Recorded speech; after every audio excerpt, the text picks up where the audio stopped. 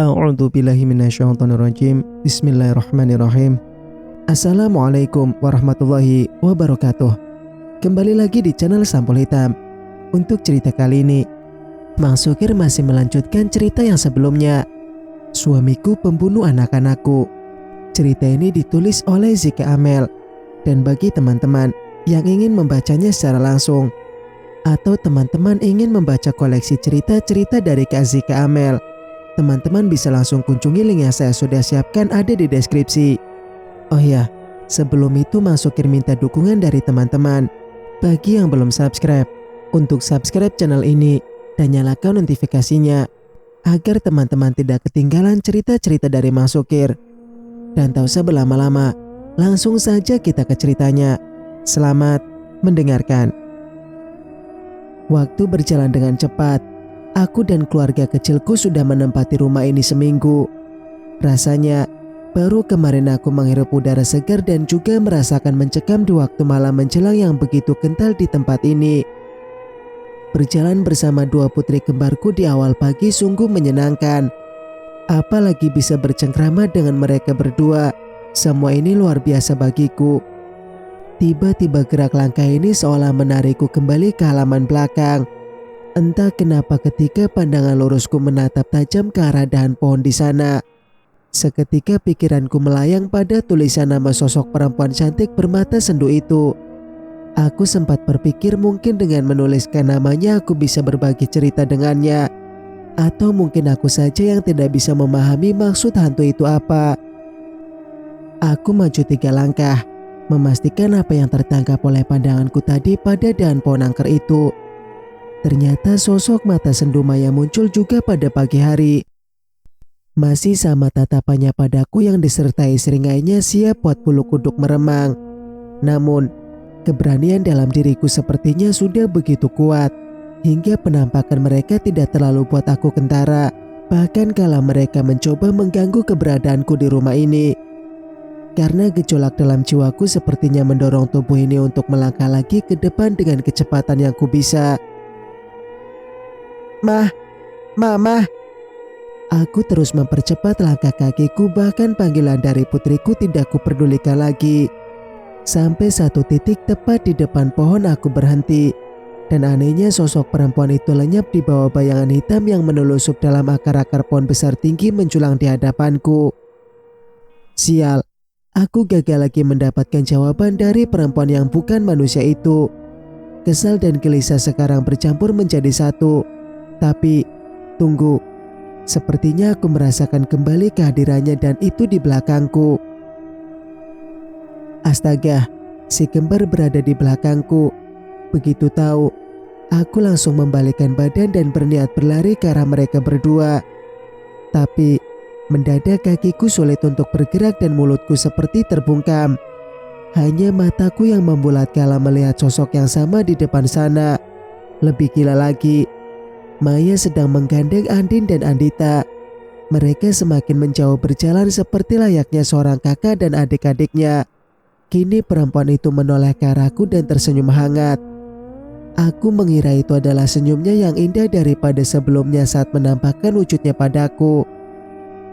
Yang membuat aku heran, kedua putriku itu tidak menggubris sama sekali keberadaanku di sini. Aku menatap dengan tersenyum pula. Karena pemandangan kali ini sungguh terlihat damai dan menenangkan. Dua anak manusia saling melempar senyum berkejaran ke sana kemari. Perempuan cantik dengan mata sendu duduk di bangku taman kecil yang dipenuhi bunga bermekaran, tersenyum hangat ketika menatap putri kembar. Sesekali tampak gerakan halus dari bibir tipisnya seolah mengajak mereka tertawa bersama. Pemandangan itu seolah begitu nyata terlihat jelas di mataku. Meski sebenarnya gadis cantik itu bukan manusia, akan tetapi tingkah lakunya begitu bersahaja. Mataku tak berkedip dibuatnya, bahkan saat lepas gerak langkahku kini sama sekali tak membuatku tersadar. Hingga aku merasa sentuhan di bahuku dan itu membuatku menoleh. Adinda, kamu sehat kan? Kenapa mukamu pucat begitu? Tanya Ruby yang tiba-tiba datang mengagetkanku.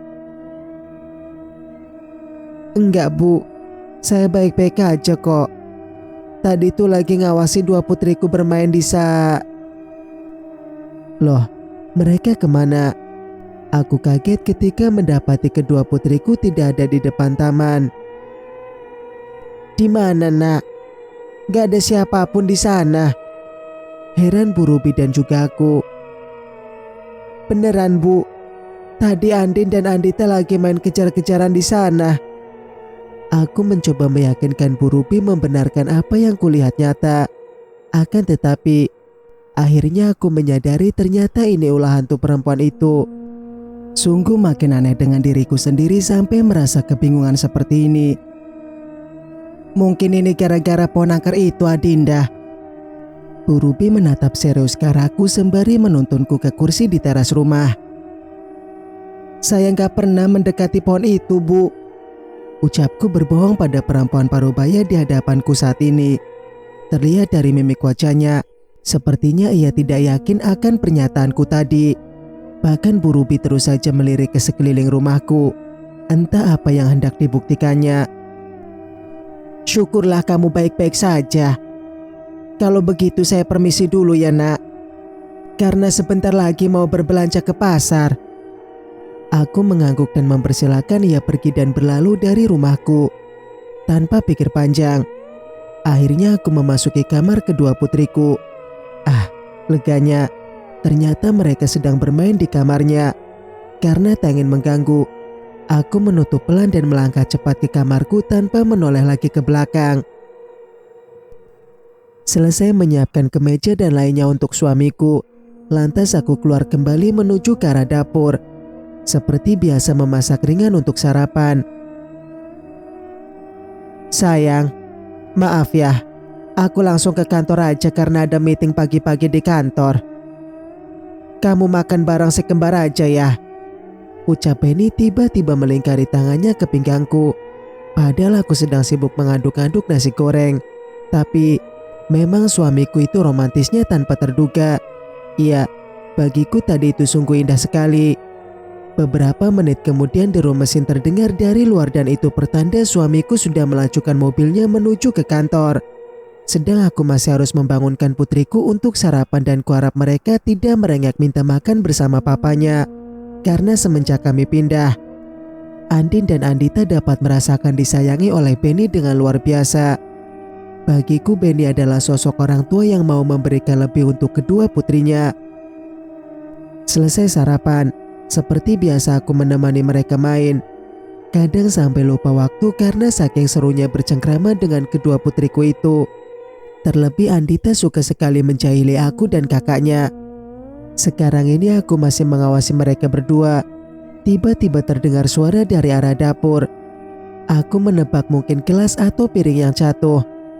Karena masih belum yakin akhirnya langkah ini langsung menuju ke dapur. Aku tak percaya dengan apa yang kulihat sekarang. Pecahan kaca berserakan di lantai dan itu berasal dari jendela dapur. Perlahan aku merasakan hawa dingin di belakangku. Astaga, tulisan yang sama menghiasi dinding dapur. Bagaimana tidak? Nama Maya tertulis jelas di sana.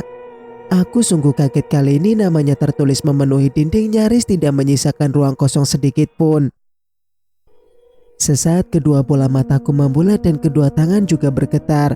Aku tidak menyangka ternyata teror di rumah ini semakin menggila. Apa yang diinginkan oleh perempuan itu dan ada hubungan apa rumah ini dengan pohon besar yang dikenal angker itu? Semua ini makin membuatku bertanya-tanya. Malam tiba, sekali lagi aku merasakan sesuatu di belakangku.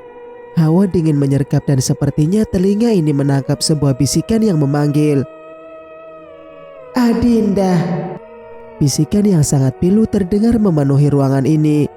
Anehnya, ketika aku menoleh tak ada wujudnya sama sekali. Sungguh rumah ini sudah dikuasai oleh teror. Tidak aku tahu kapan akan berakhir. Gerimis yang datang tiba-tiba terkadang memberi pertanda tidak biasa. Tetesan kristal bening itu mengalir dari atap hingga menyentuh kaca jendela kamarku. Hawa dingin tanpa permisi menyelinap mengisi ruangan. Hingga efeknya bagai menusuk ke dalam tulang. Biasanya ini waktu aku dan suami menghabiskan malam berdua. Ya, hanya aku dan Benny. Maghrib tadi, Kalau boleh jujur, aku masih sedikit merasakan ketakutan. Perempuan itu hampir setiap waktu mencoba mengganggu ketenangan di rumah ini. Aku tahu, penglihatan ini bukan penglihatan normal, tapi dengan aku memilikinya, membuat hati dan jiwa seperti melalang buana ke alam yang mungkin berbeda dengan dunia ini. Oke, mungkin aku harus menyesuaikan diri dengan lingkungan di sini, tapi bukan berarti aku bisa mengatasi semua hal yang terjadi. Terlebih saat sosok dari mereka hadir tanpa diundang masuk ke dalam kehidupanku. Sudah 2 malam sejak saat teror itu dimulai, Benny menginap di kantor karena seringnya ia lembur. Dan keadaan itu memaksa aku untuk terus didatangi mereka yang tak kasat mata. Situasi ini terus kualami sepanjang hidupku. Makhluk yang kutemui dengan berbagai macam bentuk yang menyeramkan. Aku menaikkan kedua kakiku ke atas ranjang dan menarik selimut untuk menutupi tubuhku yang serasa menggigil ini agar terasa hangat. Kulirik ke sebelah kanan. 2 bola mataku tertuju pada bantal sebagai alas kepala sang suami yang setia menemani. Namun, kali ini yang tersisa hanya aroma wangi tubuhnya saja tanpa raga suamiku. Entah kenapa mata ini berat kututup. Mungkin karena saking dingin di kamar ini. Malam semakin sunyi. Rintik rinai belum juga berhenti. Lagi, indera pendengaranku menangkap suara tawa disertai tangis yang memilukan hati. Astaga, apa lagi ini? Mungkin kali ini aku tidak boleh memikirkannya agar supaya suasana hatiku juga bisa sedikit tenang. Tanpa pikir panjang, ku tarik selimut hingga menutupi kepala, dan sekarang sedikit celah cahaya pun tak tampak.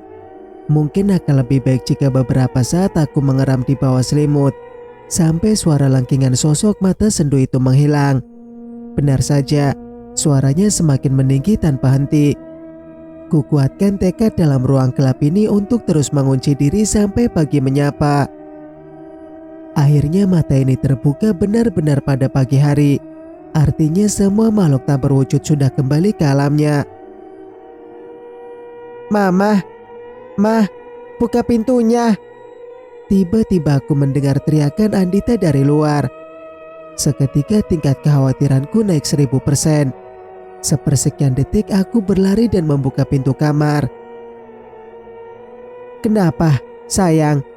Tanyaku singkat menatap lekat ke wajah putriku. Kak Andin, Mah. Kak Andin lagi sakit, Mah. Jawab Andita lirih dan aku melihatnya tidak tenang. Tanpa pikir lama, aku dan Andita langsung bergegas ke kamar mereka. Aku dikejutkan dengan 3 cakaran berdarah pada punggung Andin. Pantas saja putriku mengerang kesakitan begini. Tapi ini ulah siapa? Kenapa sampai kejadian begini? Bukankah aku tidak mengganggu sosok gentayangan itu? Lalu kenapa harus putriku yang menanggung akibatnya? Aku merutuki diriku sendiri tanpa henti. Melihat Andin kesakitan, akhirnya aku memutuskan untuk membawanya ke puskesmas terdekat daerah ini. Kebetulan jaraknya tidak jauh dari rumah. Sesampainya di sana, dokter setempat langsung menangani luka di punggung Andin. Syukurlah, tadi aku bisa memberi dokter itu alasan apa yang menyebabkan Andin terluka. Namun, aku berpikir luka itu bukan berasal dari makhluk gaib, melainkan itu terlihat seperti cakaran manusia normal. Aku juga sempat menghubungi Benny, tapi tidak ada jawaban sama sekali darinya. Sampai amarah menguasai diri. Ini semua gara-gara Benny yang tak pernah menemani mereka sebelum tidur. Hampir tiap malam ia menyibukkan diri dengan pekerjaan yang tidak ada habisnya, hingga lupa pada kedua putri kembarnya yang merupakan darah dagingnya sendiri. Setelah luka Andita dibungkus perban kasa putih, aku menuntun kedua putriku untuk pulang ke rumah dan beristirahat. Sampai di rumah, aku segera memberinya obat antibiotik dan lainnya untuk mencegah infeksi dari lukanya yang menyakitkan itu. Mah, Kak Andin kenapa ya? Kok di punggungnya ada luka? Terus tadi darahnya banyak banget keluar, Mah. Tanya Andita yang sama sekali tidak mengerti dengan yang dialami kakaknya. Gak apa-apa kok sayang. Mungkin semalam ada kucing jatuh, kena cakaran deh ke punggung Kak Andin. Tapi sekarang udah diobatin sama dokter tadi kan? Aku menjawab juga mencari alasan agar Andita juga tidak takut memikirkan hal mengerikan itu. Ma, papa mana? Andin mau ditemani sama papa. Pinta Andin lirih serta buliran bening itu menetes dari matanya. Sungguh aku tak kuasa melihatnya, rasanya ingin berlari ke kantor dan menyeret Penny segera pulang ke rumah. Beberapa saat setelah Andin tertidur, aku dan Andita keluar dari kamarnya dan segera meraih ponsel yang tadi kutinggal di dekat meja makan. Lalu seperti biasa, Andita menonton sejenak. Kubiarkan agar ia tidak merasa takut seperti kakaknya barusan. Entah beberapa kali aku menghubungi Benny sampai terakhir ia mengangkat juga telepon dariku. Tanpa sabar sedikit pun aku membombardir suamiku dengan pertanyaan dengan mengeluarkan semua rasa kekesalanku padanya. Pokoknya aku tunggu di rumah. Itu kalimat terakhir yang keluar dari mulutku untuk suamiku yang sangat menjengkelkan itu. 2 jam kemudian, Penny pulang ke rumah dan kami pun bertatap muka. Sayang, maafin papa ya. Selama ini papa sibuk banget sampai gak sempat temani kamu sebelum tidur. Aku melihat Penny berbicara lembut pada Andin juga Andita. Tangannya mengusap pucuk kepala Andin dengan sangat lembut. Tapi tetap saja bagiku ia tidak sepenuh hati menyayangi kedua putri kami. Apalagi sekarang saat ia semakin sibuk dan semakin jarang ada waktu di rumah. Tanpa ingin mengganggu, aku keluar sejenak dari kamar putriku dan duduk di ruang depan. Tak berapa lama Benny datang menghampiriku. Terlihat ada penyesalan dari tatapan matanya itu. Adinda, kamu mau kan maafin aku? Ucap Benny lirih. Akhirnya Benny kali ini mampu melunakkan hatiku yang sempat membeku. Perlahan jawaban memaafkan terucap dari mulutku begitu saja. Dan kami kembali larut dan saling mendekap hangat. Mungkin hanya aku saja di rumah ini yang percaya bahwa yang terjadi pada Andita bukan cakaran biasa, melainkan ada pengaruh kekuatan gaib di dalamnya. Entah kenapa pikiranku menerawang jauh saat bayangan hitam menjulang tinggi dengan kukunya yang runcing itu sungguh tajam. Lagi dan lagi gangguan itu terbukti datang dan sekarang nyaris membuat kedua putriku celaka. Mungkin malam ini aku harus mencari tahu dan membuat perhitungan dengan makhluk sialan itu. Aku tidak boleh tinggal diam. Harusnya aku tidak melangkah sejauh ini dengan mencari tahu segalanya yang menyangkut dengan rumah ini. Iya, kenapa aku melupakan sosok Maya? Mungkin darinya aku bisa mendapat jawaban segalanya.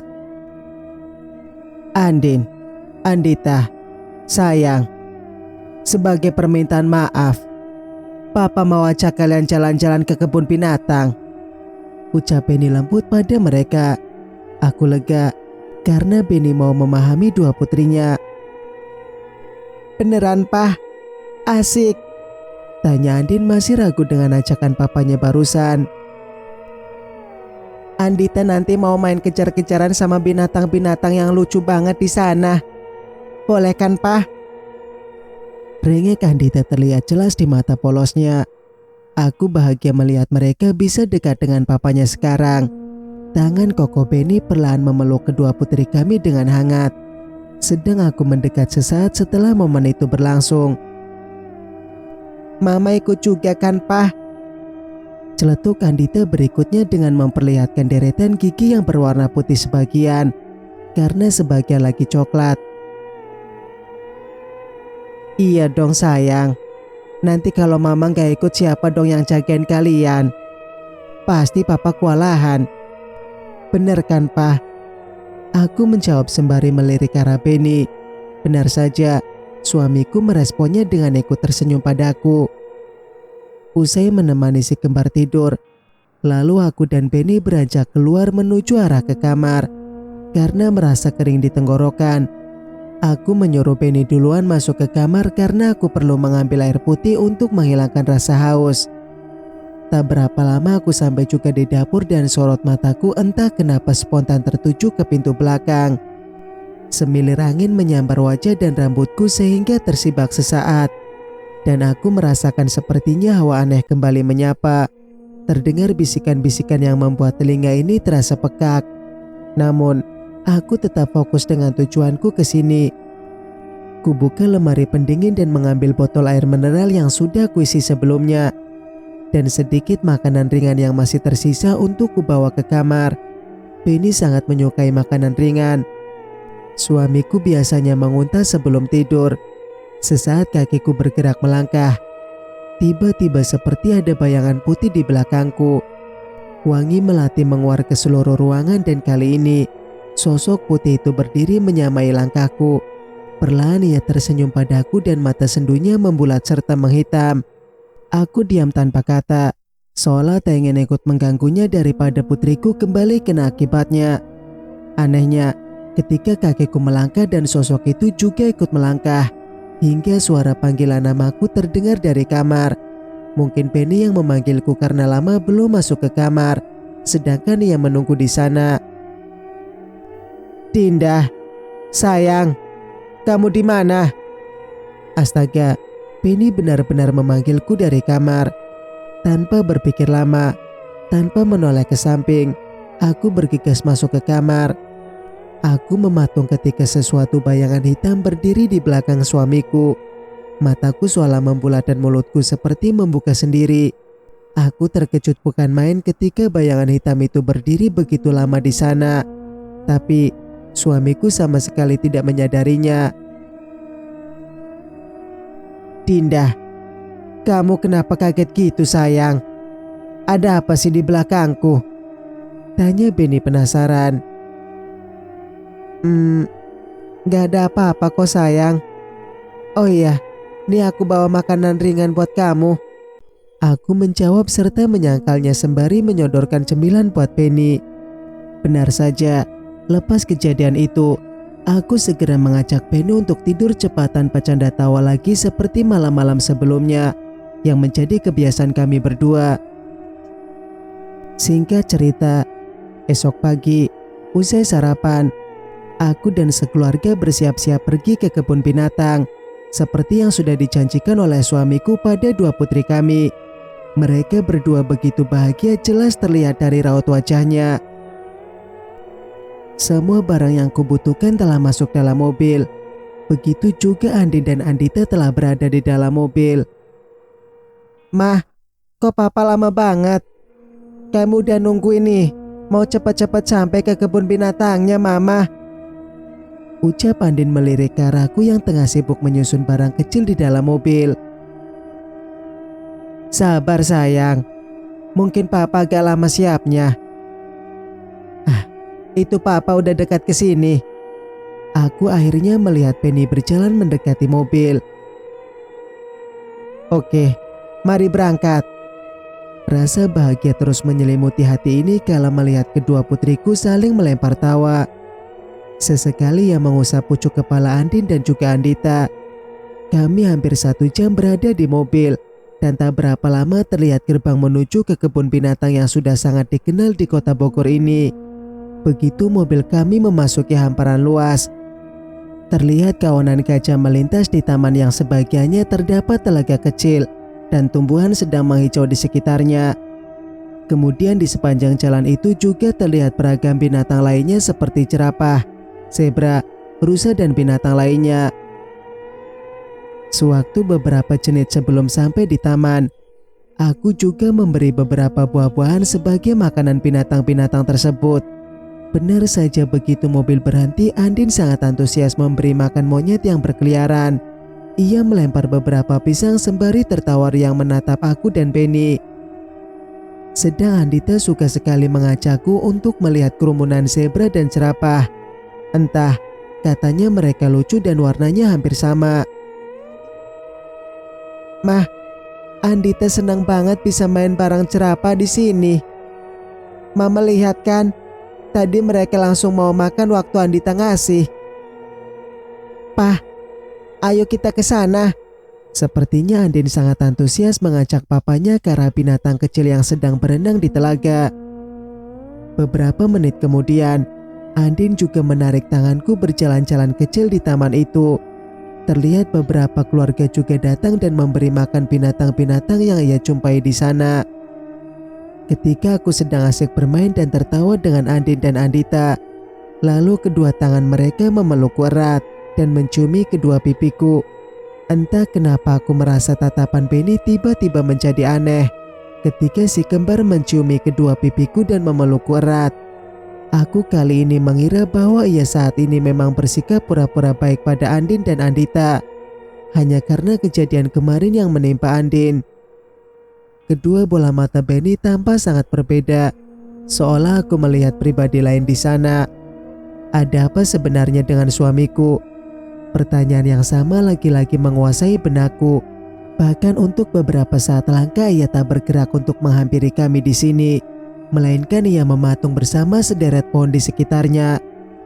Aneh, kenapa bayangan hitam terus menempel di belakang Benny? Apa karena itu ia bersikap aneh? Sungguh begitu banyak pertanyaan mencoba memastikan pemikiranku pada suamiku sendiri. Seakan hati ini menolak untuk percaya dan meyakininya. Harusnya di momen seperti ini Benny tidak mengabaikan kedua putri kami. Tuhan, beri petunjuk untukku.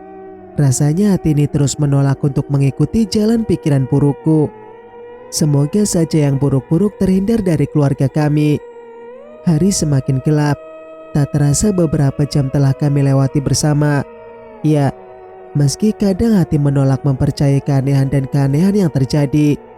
Sungguh hari ini adalah hari penuh kebahagiaan juga kekecewaan datang bersamaan. Yang pasti aku bersyukur karena masih bisa melihat senyum ceria di wajah kedua putri kembarku.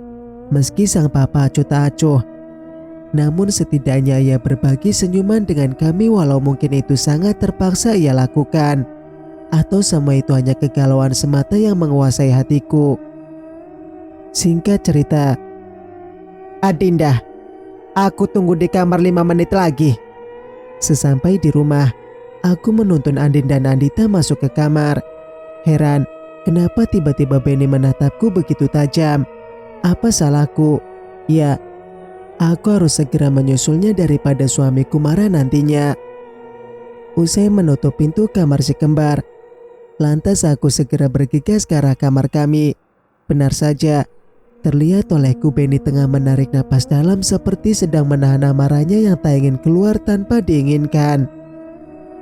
Sayang, kamu kenapa terlihat gelisah begitu?